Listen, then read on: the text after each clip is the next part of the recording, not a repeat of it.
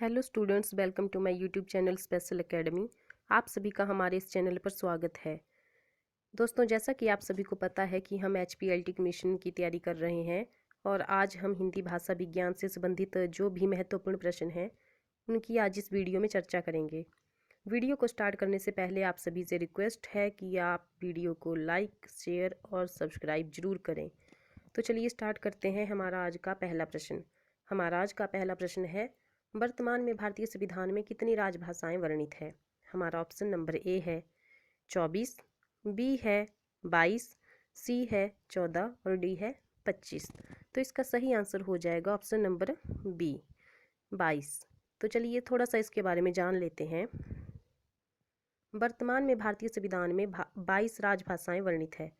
वर्तमान में 22 राजभाषाएं इस प्रकार से है: बंगाली, बोडो, डोगरी, गुजराती, हिंदी, कन्नड़, कश्मीरी, कोंकणी, मैथिली, मलयालम, मणिपुरी, मराठी, नेपाली, ओडिया, पंजाबी, संस्कृत, संथाली, सिंधी, तमिल, तेलुगु, उर्दू और असमिया।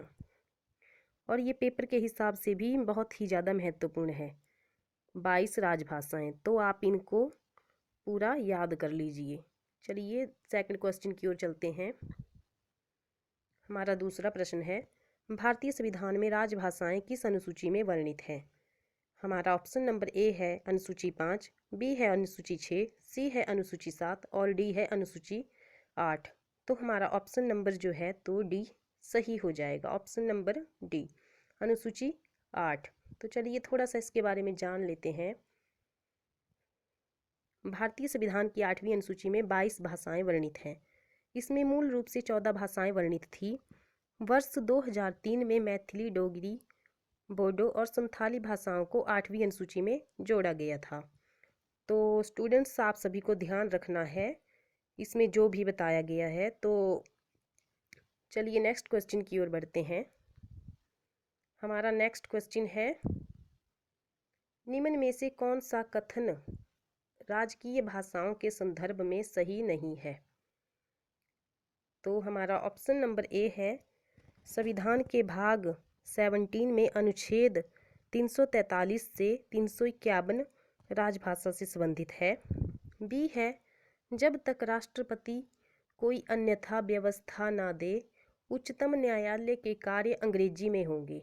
सी है, राजभाषा अधिनियम को 1963 में पास किया गया था।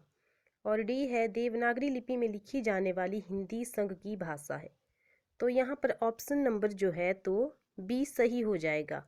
जब तक राष्ट्रपति कोई अन्यथा व्यवस्था ना दे उच्चतम न्यायालय के कार्य अंग्रेजी में होंगे। तो इसके बारे में थोड़ा सा हम जान लेते हैं कि जब तक संसद कोई अन्यथा व्यवस्था ना दे उच्चतम न्यायालय और उच्च न्यायालय के कार्य अंग्रेजी भाषा में ही होंगे। तो चलिए नेक्स्ट क्वेश्चन की ओर बढ़ते हैं। हमारा नेक्स्ट क्वेश्चन है, निम्न में से कौन सा अनुच्छेद सुमेलित नहीं है। यहाँ पर ध्यान देना है, सुमेलित नहीं है। तो अनुच्छेद 343 संघ की राजभाषा, अनुच्छेद 344 राजभाषा पर संसदीय समिति एवं आयोग, अनुच्छेद 345 राज्य की राजभाषा, या ऑप्शन नंबर डी 351 उच्चतम न्यायालय और उच्च न्यायालय के लिए राजभाषा। तो यहाँ पर ऑप्शन नंबर जो है तो डी सही हो जाएगा। अनुच्छेद 351 उच्चतम न्यायालय और उच्च न्यायालय के लिए राजभाषा। तो चलिए यहाँ पर थोड़ा सा जान लेते हैं। अनुच्छेद 351 का संबंध जो है तो हिंदी भाषा के विकास के लिए विनिर्देश है, न कि उच्चतम न्यायालय और उच्च न्यायालय के लिए राजभाषा से। चलिए हम नेक्स्ट क्वेश्चन की ओर चलते हैं।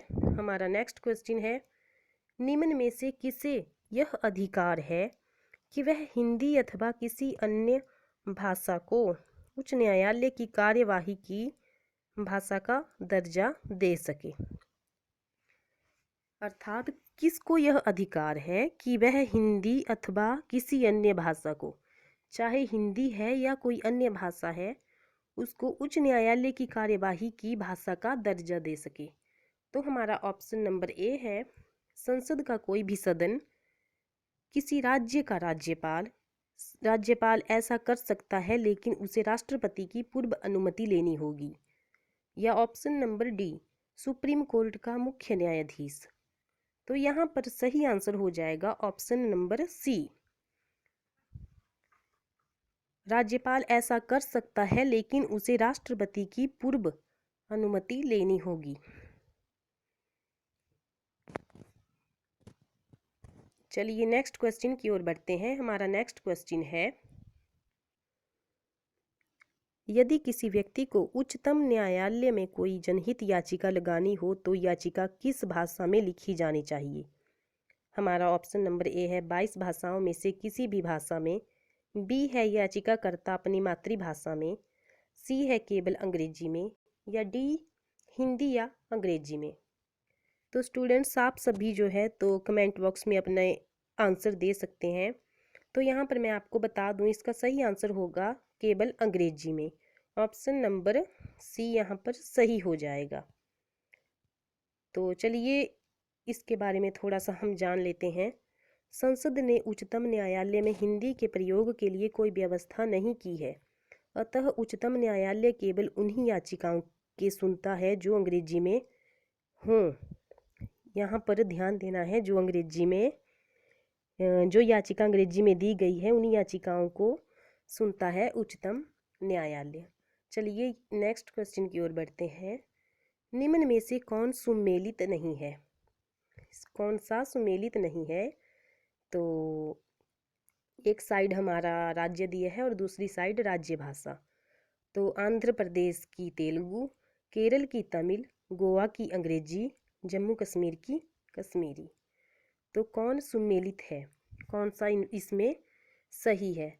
तो हमारा यहाँ पर ऑप्शन नंबर जो है तो ए सही हो जाएगा, आंध्र प्रदेश की तेलुगु।